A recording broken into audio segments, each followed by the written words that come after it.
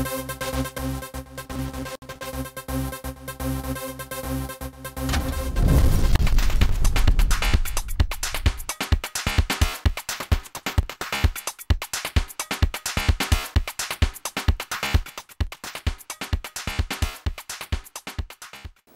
good evening, and welcome to the program produced and presented by the Agency for Public Information. I am your host, Kathy Rose. Officials at the National Commercial Bank on Tuesday afternoon assured members of the media that the sale of 51% of the bank's shareholding was a good financial move. The shares were acquired by the East Caribbean Financial Holding Company, ECHF of St. Lucia, at a cost of $42 million. The API's Zinka Graves attended the media briefing and has this report. A year ago, the OECS countries, for their part, adopted an 8-point growth and stabilization program, where the amalgamation of indigenous commercial banks was one component of that program. The National Commercial Bank had long recognized that our small institution needed to expand its capital base and to seek a strategic alliance with an institution that would improve its operating systems, introduce new innovative products, and in the process, improve efficiency. Chairman of the National Commercial Bank, Errol Allen, explaining what prompted the decision to divest the shares of the National Commercial Bank, a decision that set off a spate of criticism and public debate. In an effort to set the record straight as far as the divestment is concerned, Allen and other top management officials of the bank held a press conference Tuesday in which they sought to put to rest criticisms in the public domain. The soundness of the bank can only be enhanced by this arrangement. And the only detraction that can come from it is by unnecessary malicious noises going into the public domain. That is really the issue. Ultimately, this objective is to increase the soundness, the operational capacity of the bank. To derail it will not be to the benefit of anybody. I can't see anybody that could be benefits can accrue to.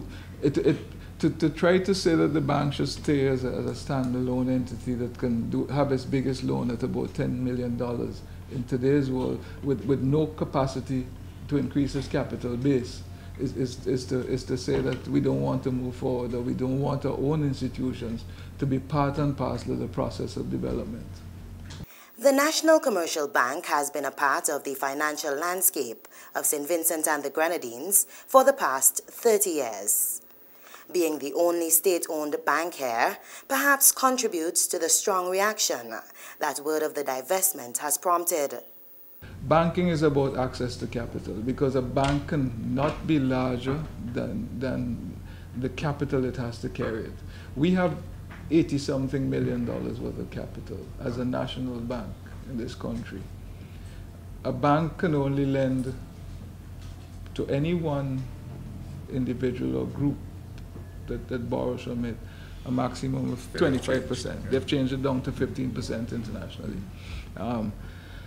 So if you do your maths, it means that conceptually we can't do the national bank that everybody has this pride in can't do a large project in the country. It has to go to the foreign banks. What is our pride about? Is it really well-placed pride? I mean, if you wanted to do a project of $25 million, it is beyond the capacity of the national bank that we are so proud of. It must go to one of the foreign banks, because we do not have the capacity under the capital restrictions to do it.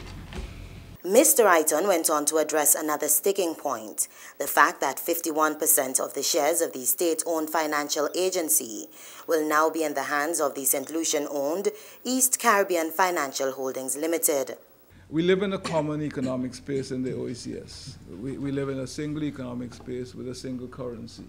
And in today's world, it is just impossible that you can restrict the flow of capital to the extent where if you want to be vibrant and dynamic, to where it is only the small pool of resources that you generate locally are available for whatever economic activity you conduct within that space.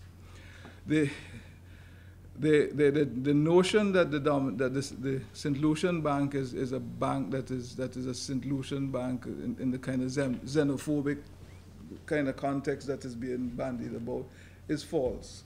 The St. Lucian Bank is 20% owned by Republic, which is a Trinidadian institution. It is 20% owned by a group of banks of which we comprise ourselves and the NIS, and 3 other sub-regional banks own 20%. So right away from the outset, at the outset of their thing, 40% of it was divested externally. To the extent that it is a traded company, traded on exchange, you can never tell at any point in time. Well, the government in St. Lucia has 20%. So that's 60% accounted for there. The other 40% is supposed to be in the public domain. If it is in the public domain and is traded on an exchange, the shares change hands.